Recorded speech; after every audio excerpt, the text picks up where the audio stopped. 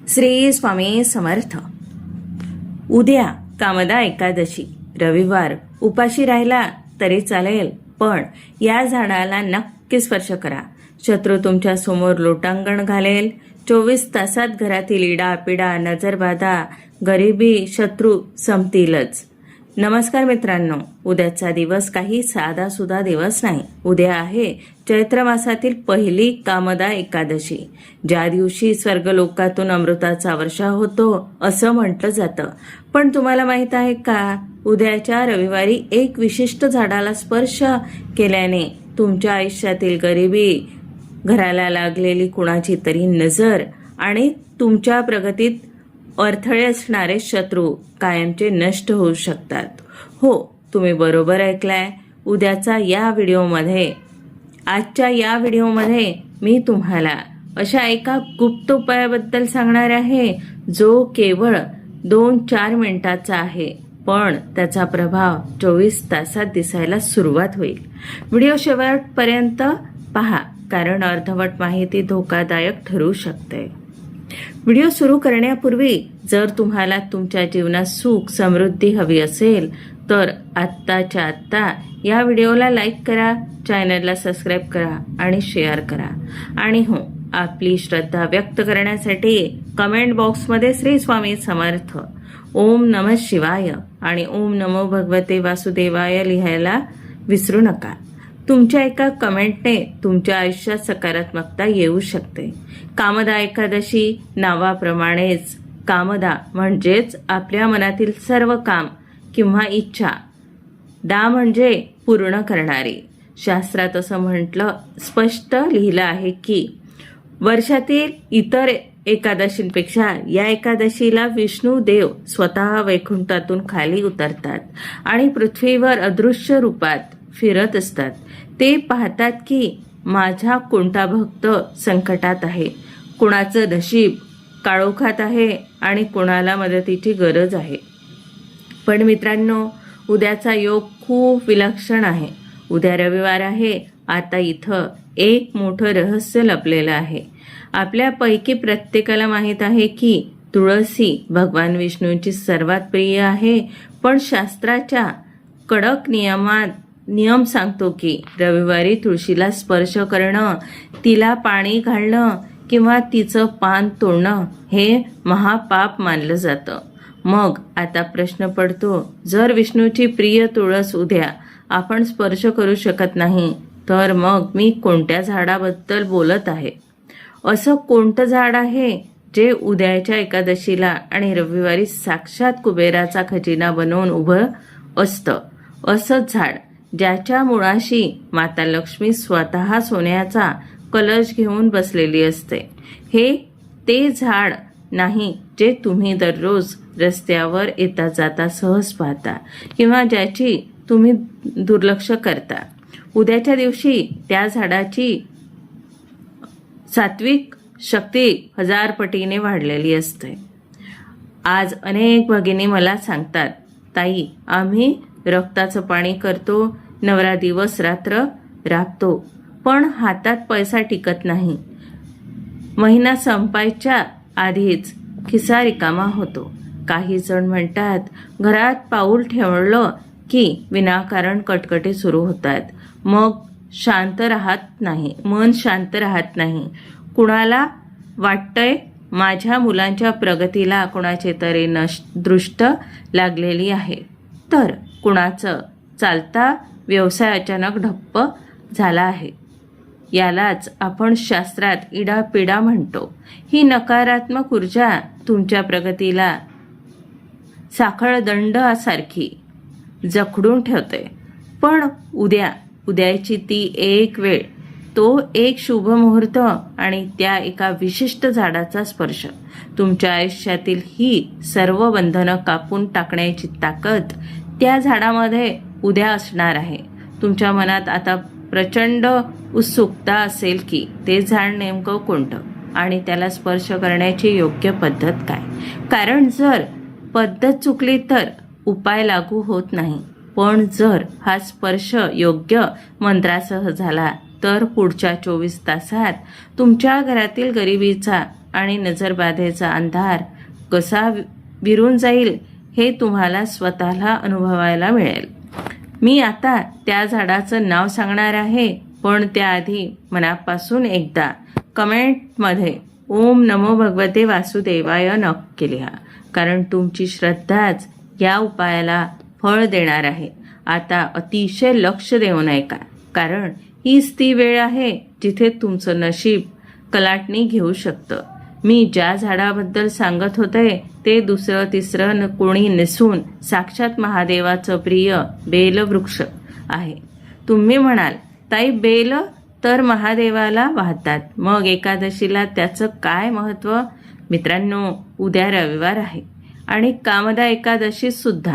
रविवारी तुळशीला स्पर्श निषिद्ध असला तरी बेल वृक्षाच्या मुळाशी उद्या साक्षात लक्ष्मीनारायण आणि कुबेर देव यांचा अदृश्य वास असतो.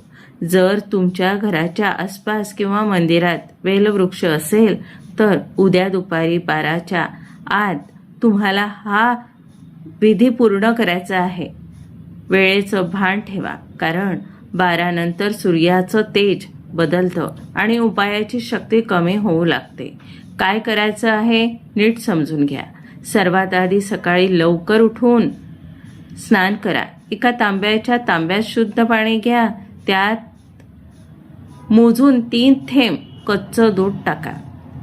दूध तापवलेलं नसावं. त्यानंतर त्यात 1 चिमूटभर काळे तीळ टाका. हे काळे तीळ तुमच्या आयुष्यातील शनिबाधा आणि नजर बाधा खेचून घेण्याचं काम करतात. आता त्या बेल वृक्षापाशी जा. तिथे गेल्यावर सर्वात आधी झाडाला स्पर्श करा. त्यानंतर ते जल हळूहळू वृक्षाच्या मुळाशी अर्पण करा. जल अर्पण करताना तुमच्या मनात फक्त एकच विचार असावा. जर कोणी शत्रू त्रास देत असेल तर त्याचं नाव मनात घ्या. जर घरात पैसा टिकत नसेल तर ती अडचण मांडा, किंवा मुलांच्या प्रगतीत अडथळे येत असतील तर तसा संकल्प करा. जल अर्पण केल्यानंतरचा क्षण सर्वात महत्त्वाचा आहे. आता तुमचे दोन्ही तळहात त्या बेलवृक्षाच्या खरखरीत टोकाला खोडाला टेकवा. डोळे मिटून शांत व्हा. जणू काही तुम्ही तुमच्या आयुष्यातील सर्व दुःख, सर्व गरिबी आणि ती भयानक नजर त्या झाडाला सोपवत आहात. मग हळूच आवाजात म्हणा, हे वृक्षदेवता महादेवाच्या साक्षीने माझ्या घरातील सर्व इडापिडा, नकारात्मकता आणि दारिद्र्य तुमच्यात ओढून घ्या आणि मला सुख समृद्धीचा आशीर्वाद द्या. पण थांबा, इथेच हा उपाय संपत नाही. तुम्ही विचार करत असाल की झालं, आता आमचं काम झालं. पण एक अशी चूक आहे जी अनेक लोक न कळत करतात आणि मग म्हणतात की उपाय लागू झाला नाही. हा विधी करताना तुमच्या अंगावर कोणत्या रंगाचे कपडे असावे, कारण रंगाचा आपल्या ऊर्जेशी खूप मोठा संबंध असतो. जर तुम्ही चुकूनही काळ्या रंगाचे कपडे घालून हा उपाय केला तर त्याचे विपरीत परिणाम होऊ शकतात.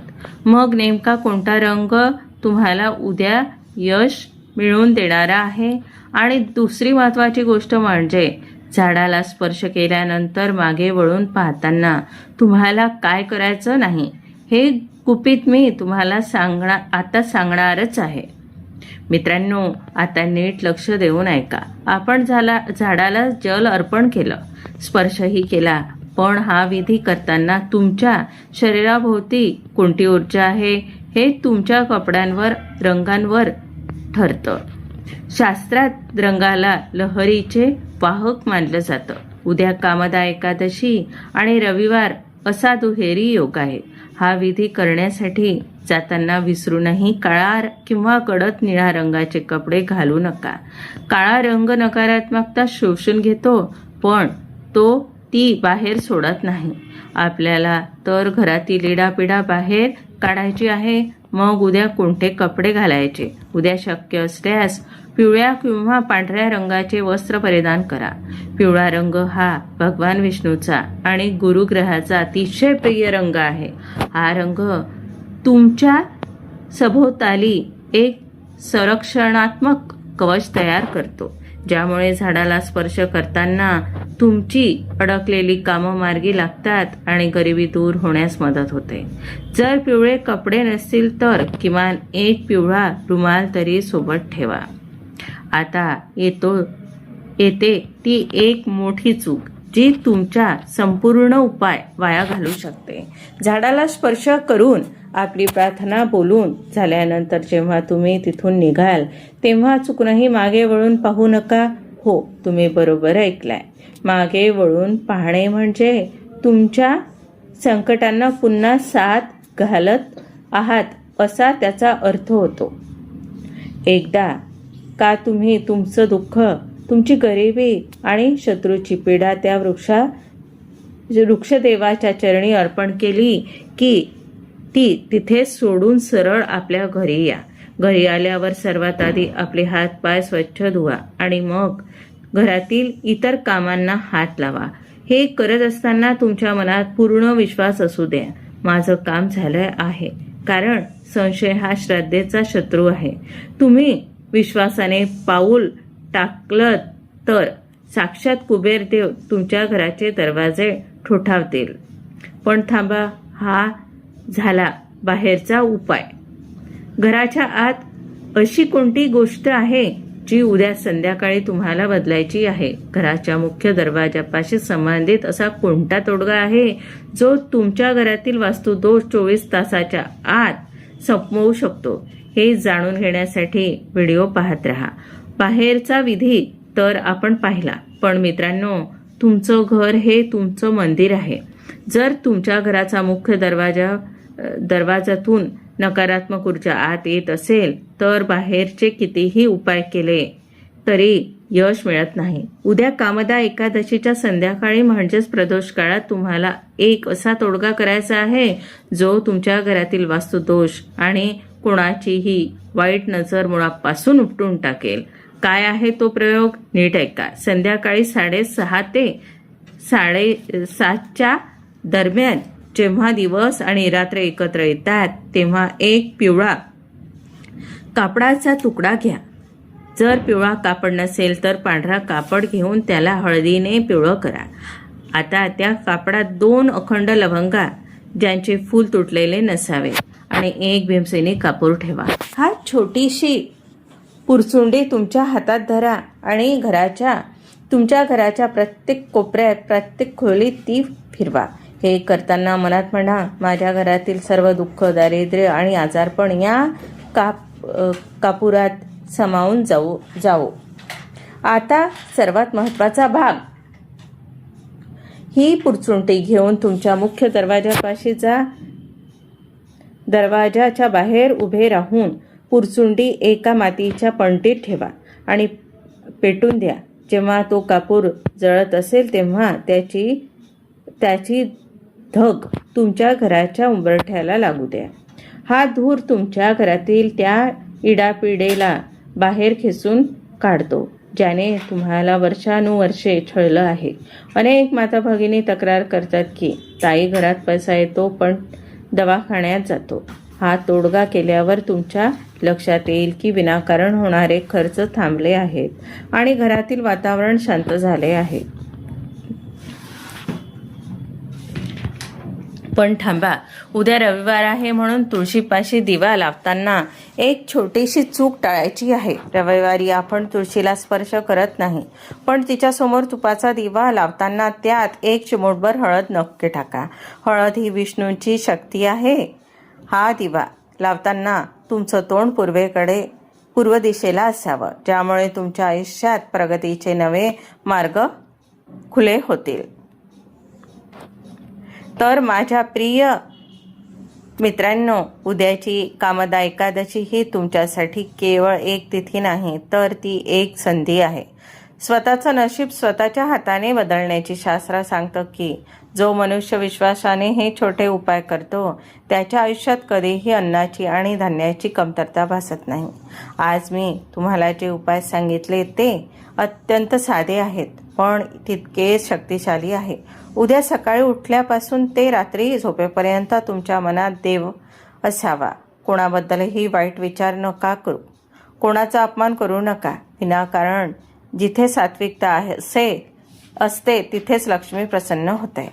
24 तासात तुम्हाला तुमच्या मनस्थितीत आणि घरातील वातावरणात बदल जाणवेल. तुमच्या पाठीशी साक्षात भगवान विष्णू आणि महादेवांचा आशीर्वाद आहे, हे विसरू नका. शत्रू कितीही मोठा असो किंवा गरिबी कितीही जुनी असो, उद्याच्या एक दिवस सर्व काही बदलण्याची ताकद ठेवतो. जर तुम्हाला आजची ही माहिती